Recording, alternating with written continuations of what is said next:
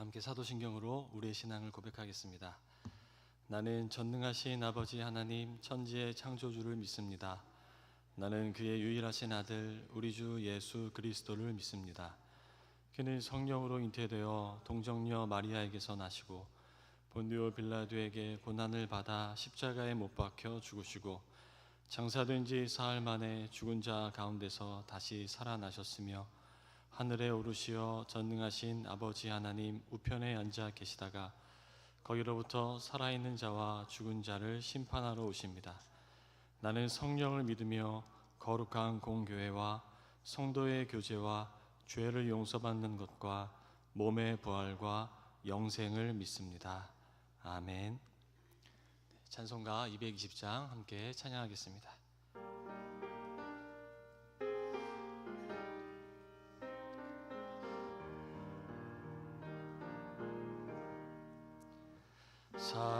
사랑하는 주님 앞에 형제자매 한자리에 그 신은혜 생각하며 즐거운 찬송 부르네.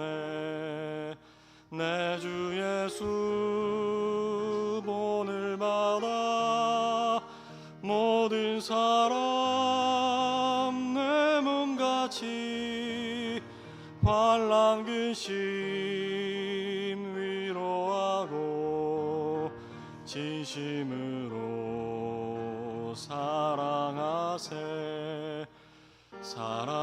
사랑하는 주님 앞에 온갖 충성 다 바쳐서 괴로우나 즐거우나 주님만 힘써 섬기네. 우리 주님 거룩한 손 제자들의 발을 씻어 남 섬기는 종의 도를 몸소 행해 보이셨네. 사랑하는 주님 예수 같은 주로 섬기나니 한 피바다 몸 이룬 형제여 친구들이여 한 몸같이 친밀하고 마음으로 하나 되어 우리 주님 크신 뜻을 지성으로 준행하세. 기도하겠습니다. 하나님 아버지, 오늘도 주님께서 허락하신 이 새날 온전히 주님 안에 거하기를 간절히 기도합니다. 세상 그 무엇보다 주님이 계시기에 만족하고 세상 그 어떤 것보다 주님 안에 거할 수 있게 감사한 하루가 될 수 있도록 주님께서 인도하여 주옵소서. 우리의 모든 삶의 문제와 모든 무거운 짐을 주님 앞에 다 내려놓기를 원합니다. 살아계신 주님을 바라볼 수 있기를 원합니다. 이 새벽 주님께서 말씀하여 주셔서 주님께서 말씀하시는 그 말씀 안에 온전히 머물 수 있도록 성령 하나님 인도하여 주시옵소서. 감사하며 예수님의 이름으로 기도합니다. 아멘. 하나님께서 우리에게 주시는 말씀은 구약성경 사무엘상 30장 21절에서 25절의 말씀입니다.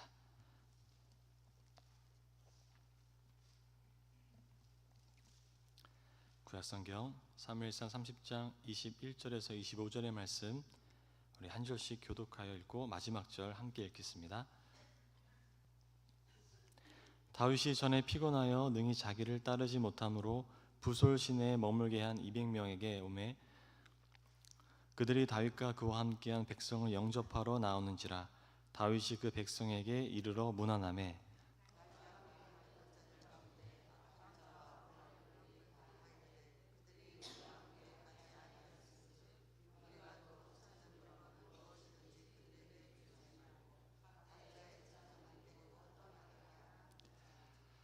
다윗이 이르되 나의 형제들아 여호와께서 우리를 보호하시고 우리를 치러 온 그 군대를 우리 손에 넘기셨은즉 그가 우리에게 주신 것을 너희가 이같이 못하리라.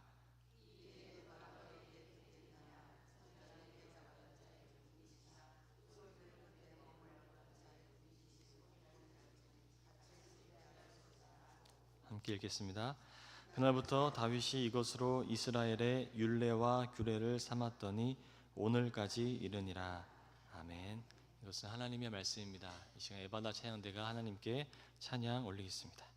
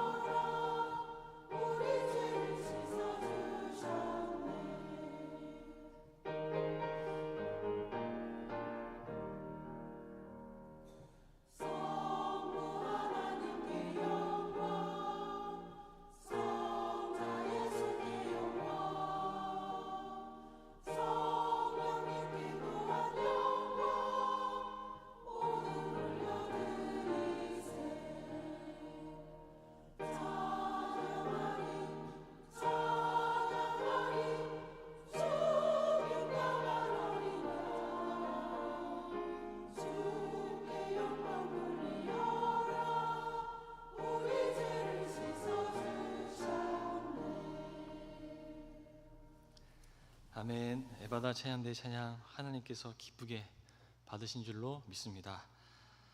네, 오늘 다윗의 무리와 또 부솔신내에서 있었던 말씀을 성경이 우리에게 들려주고 있습니다. 혹시 다윗의 무리가 어떤 이들로 이루어졌었는지 기억하고 계신가요? 사무엘상 22장 1절에서 2절을 보시면 이렇게 기록되어 있습니다.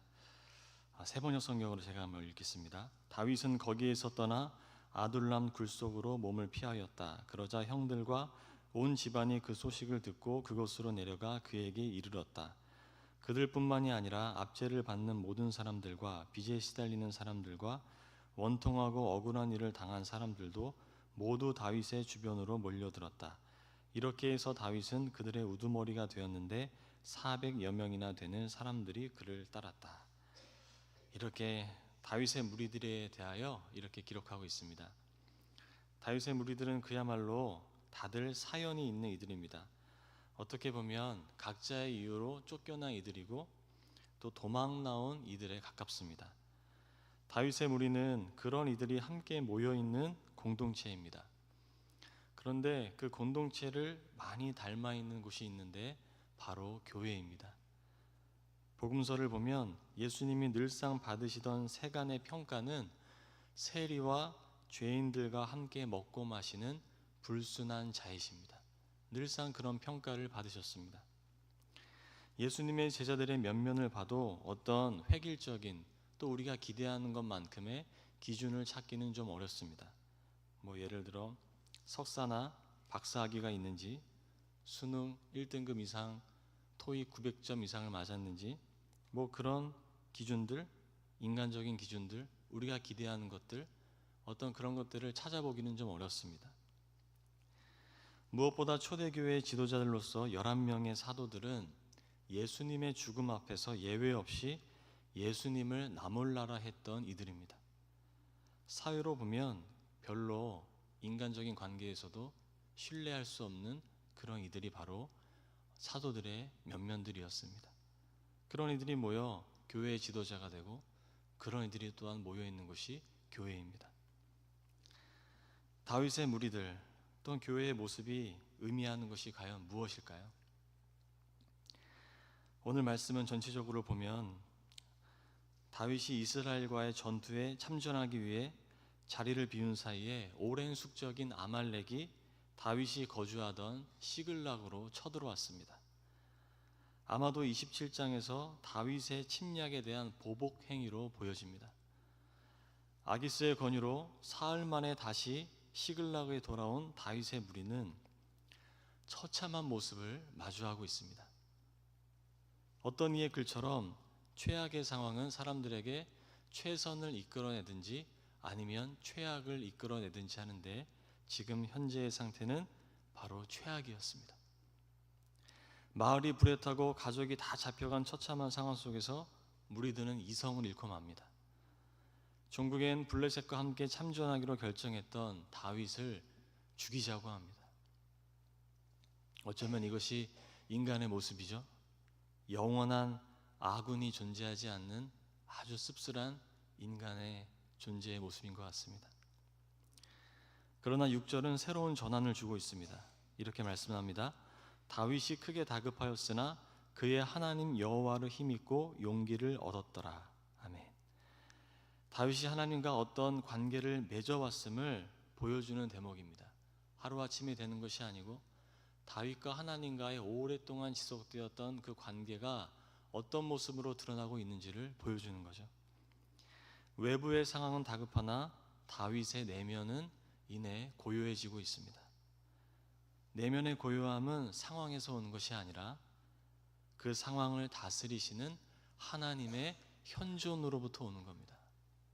하나님의 현존이 우리에게 머물면 외부의 상황과 상관없이 나의 내면은 고요해지기 시작하는 거죠. 그러면서 다윗은 제사장 아비아달을 찾습니다. 하나님께 찾고 그 상황을 다스리시는 하나님께 묻기 위함입니다. 8절에서 하나님은 아말렉을 쫓아가라 하시고 반드시 도로 찾을 것이라고 응답하십니다. 그렇게 무리들은 지체 없이 아말렉을 뒤쫓습니다. 문제는 이미 블레셋과의 전투를 블레셋에 참전한 그 돌아오는 그 사흘길을 오면서 체력이 다 소진되었다는 데 있습니다. 부솔신에 이르자 200명의 무리가 도저히 못 가겠다고 그 자리에 주저앉고 맙니다.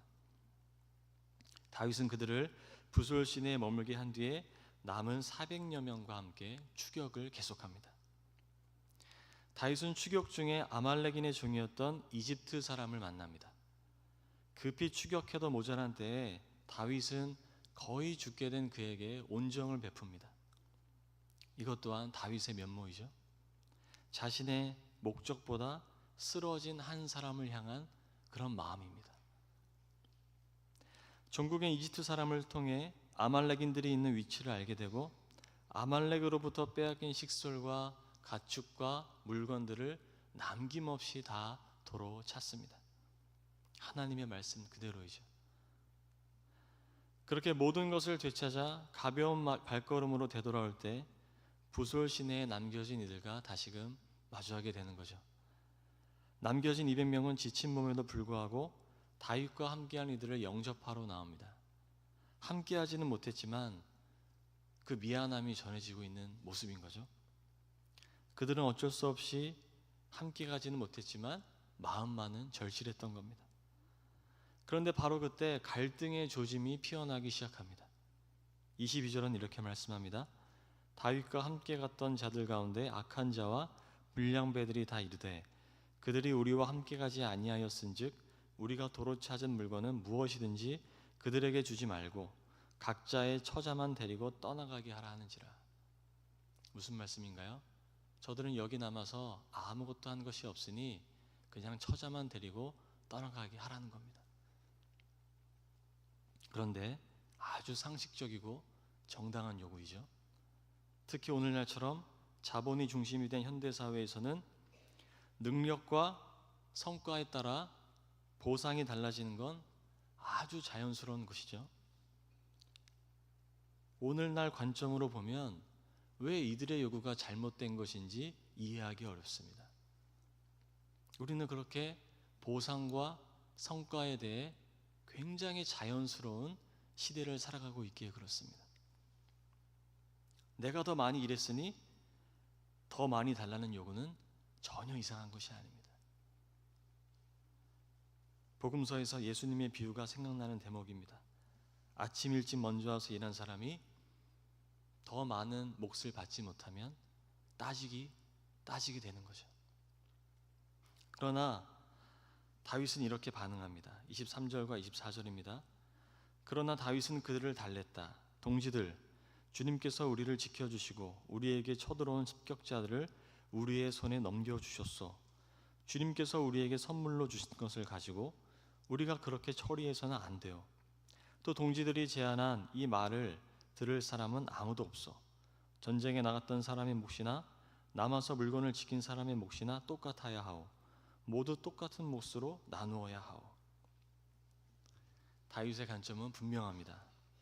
주님께서 이 모든 것을 선물로 주셨다는 것입니다. 선물로 주신 것이니 마치 내가 얻은 것처럼 차등을 두어서는 안 된다는 것입니다. 마치 나의 힘으로 도로 찾은 것처럼 자기들만의 소유물로 여겨서는 안 된다는 것입니다. 다시금 다윗의 무리가 어떤 무리였는지 또 예수님의 제자들의 면면을 돌아보게 됩니다. 여러분, 교회라는 공동체는 과연 무엇일까요? 여러분, 교회라는 공동체에 대해서 어떤 관점을 갖고 계신가요? 우리는 어제 수요 말씀 집회에서 교회는 효율을 중시하는 곳, 빠른 길을 택하는 것이 아니라 바른 길을 가야 함을 함께 묵상했습니다. 일꾼을 뽑는 기준 역시 세상처럼 어떤 전문성이 있지 않고 성령과 지혜의 충만함에 있었습니다. 교회로 부르시는 하나님의 관점은 세상과는 다릅니다. 세상의 관점으로 보면 부솔 시내에 남겨진 이들은 다 낙오자들입니다. 목표에 이르지 못한 낙오자들입니다. 그들이 낙오된 건 역시 누구의 책임도 아니고 그들 자신의 책임입니다. 그러나 다윗은 모든 것이 여호와 하나님께로부터 주어진 것이라고 말합니다. 삶을 바라보는 기준이 다른 것입니다. 내가 아니라 하나님입니다. 나의 존재가 하나님으로 인해 비롯된 것입니다.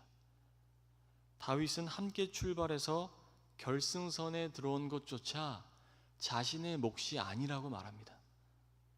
내가 능력이 있어서 결승선에 들어온 것이 아니라고 하는 겁니다. 그러니 비록 뒤처져서 남겨진 이들이라 해도 하나님이 주신 선물을 동등하게 나눠야 하는 것입니다. 그들이 뒤처진 것은 그들이 잘못된 존재임을 말하지 않습니다. 오히려 내가 받은 것을 함께 나눠야 하는 존재임을 말해줍니다. 효율과 성과가 아닌 그 자비의 마음이 바로 교회의 바탕입니다. 하나님이 우리를 자비롭게 대하셨듯이 우리 역시 서로를 자비롭게 대하는 것입니다. 반대로 이 자비의 정신을 상실하면 세상의 방식대로 교회를 운영하고자 하면 회사처럼 교회를 바라보고자 하면 교회됨도 상실하고 겉은 그럴듯해 보일지 모르나 예수 그리스도의 생명력이 다 상실돼 버리고 맙니다. 25절은 말씀합니다. 다윗이 이때 이스라엘에서 정한 것이 율례와 규례가 되어 그때부터 오늘날까지 지켜지고 있다. 이건 역시 아주 중요합니다. 인간은 연약하기에 늘 이 정신을 잃어버립니다. 그럴 때는 공동체의 약속이 중요해지는 겁니다. 이 약속을 함께 기억해야 할 장치가 필요한 것입니다. 다윗은 그 자비의 정신이 공동체의 바탕이 되도록 율례와 규례를 삼습니다.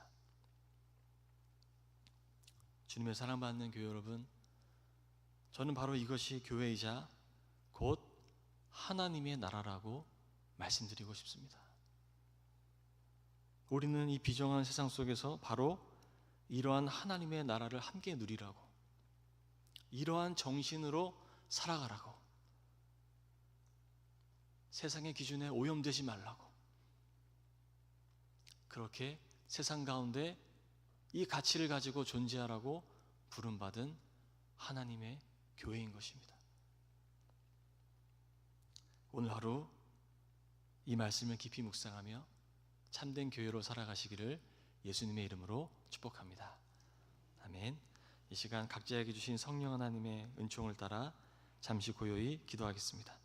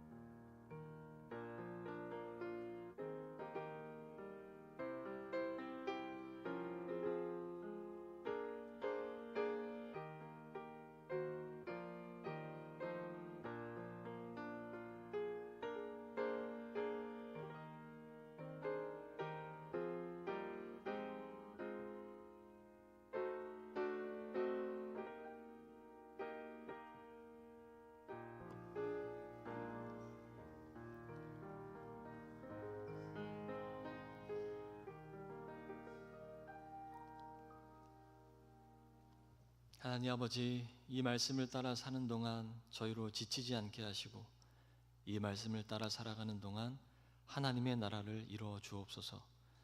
우리의 만남 속에 주님의 기쁨이 가득한 하루가 되게 하여 주시고 우리의 모든 행위 속에 주님의 나라의 빛이 비춰지게 하나님께서 동행하여 주시옵소서. 하나님, 오늘도 가정에서, 직장에서, 또한 병상에서, 해외에서, 군에서 주님을 따라 살아가는 모든 주님의 권속들에게 주님의 빛을 비춰주셔서 오직 주님만을 따라갈 수 있도록 도와주시고 주님이 원하시는 방식대로 살아가는 길만이 영원한 생명길임을 고백하며 담대하게 하루를 살아갈 수 있도록 인도하여 주옵소서. 하나님, 무엇보다 아픈 가운데 자신의 몸을 온전히 주님께 맡겨드리지 못하는 연약한 지체들이 있습니다. 하나님, 그들에게 주님의 손을 얹어주셔서 하나님, 모든 평안한 일상이 회복될 수 있도록 도와주시고 이 땅을 살아가는 동안 몸이 건강하여 하나님께서 주시는 온전한 평안을 누리며 살아갈 수 있도록 하나님께서 긍휼히 여겨주시고 불쌍히 여겨 주시옵소서. 사랑하는 이를 잃고 슬픔 가운데 있는 지체들이 있습니다. 하나님, 위로하여 주시고 성령 하나님, 그들의 모든 것들을 자비로 덮어주셔서 영원한 소망을 바라보며 평안을 누릴 수 있도록 하나님께서 붙들어 주시옵소서. 우리의 모든 삶을 오늘도 주님께 맡겨드리며 예수님의 이름으로 기도합니다. 아멘. 하늘에 계신 우리 아버지, 아버지의 이름을 거룩하게 하시며 아버지의 나라가 오게 하시며 아버지의 뜻이 하늘에서와 같이 땅에서도 이루어지게 하소서. 오늘 우리에게 일용할 양식을 주시고 우리가 우리에게 잘못한 사람을 용서하여 준 것 같이 우리 죄를 용서하여 주시고 우리를 시험에 빠지지 않게 하시고 악에서 구하소서. 나라와 권능과 영광이 영원히 아버지의 것입니다. 아멘.